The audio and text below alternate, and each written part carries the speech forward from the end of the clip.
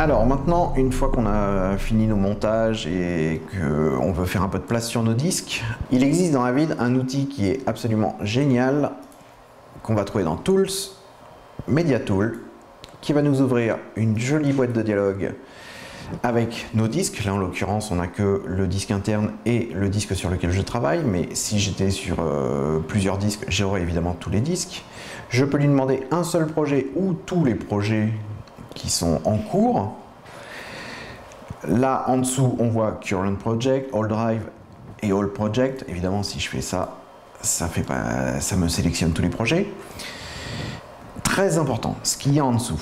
Par défaut, c'est Master Clip qui est coché. C'est peut-être le seul truc qu'il faut décocher de toute façon, puisqu'en fait les Master Clips ne pèseront rien et que si on a besoin de faire un réimport ou de recapturer des vidéos, évidemment le Master Clip va être essentiel puisque c'est lui qui va contenir le nom de la vidéo, les TC, les sources, etc. Donc c'est la seule chose qu'il ne faut pas mettre, ça ne pèse rien, aucun intérêt d'aller dégager ça. En revanche, ce qui peut m'intéresser, c'est les pré-compute clips.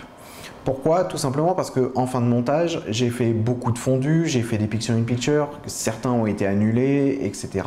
Donc je peux déjà commencer éventuellement par ne faire que les pré-compute clips, de façon à supprimer tout ce qui ne me sert plus dans mon montage sans effacer mon montage. Maintenant, si mon montage est réellement sorti définitivement, je vais avoir besoin de cliquer sur les media files qui sont tout simplement ce qui est contenu à l'intérieur du master clip, c'est-à-dire l'image et le son en intégralité. Donc je vais cliquer sur Pre-Compute et Media Files, je vais faire OK. Voilà, ça m'ouvre donc cette fenêtre.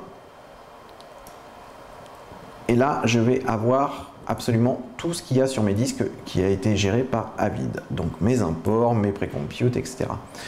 Je peux évidemment ranger ça par date de création, par nom ou par vidéo. Enfin bref, je peux évidemment tout réorganiser. Je vais sélectionner par exemple tout et à ce moment-là, je vais faire supprime et là il va me demander si je veux bien supprimer 85 vidéos, des audios, etc. etc. et les pré-compute, donc en l'occurrence 17.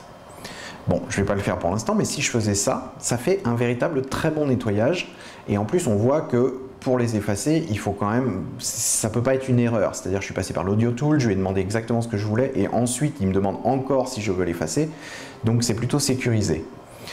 Mais le gros intérêt aussi, c'est que de temps en temps, on peut avoir besoin de faire de la place, mais mon montage n'est pas fini. Donc j'ai sorti mon Media Tool, je vais venir ici sélectionner le montage qui m'intéresse, venir faire un Select Media Relatives, et dans Media Tool, il va me sélectionner, voilà, par exemple, tout ça, je sais que c'est dans mon montage. Donc, bien évidemment, il faut que j'efface tout le reste, sauf ça. Donc, je vais venir ici, dans le menu Sandwich, faire un Reverse Selection. Et là, si j'efface, j'effacerai absolument tout, sauf les images qui sont dans mon montage. Donc ça, c'est plutôt pas mal pour pouvoir faire de la place et acquérir à nouveau des images.